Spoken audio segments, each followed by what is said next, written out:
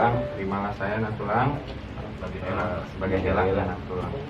Untuk kedepannya semoga keluarga kami menjadi keluarga yang damai, juga bisa bagi berkat bagi orang-orang yang kita sayang dan keluarga kita cinta.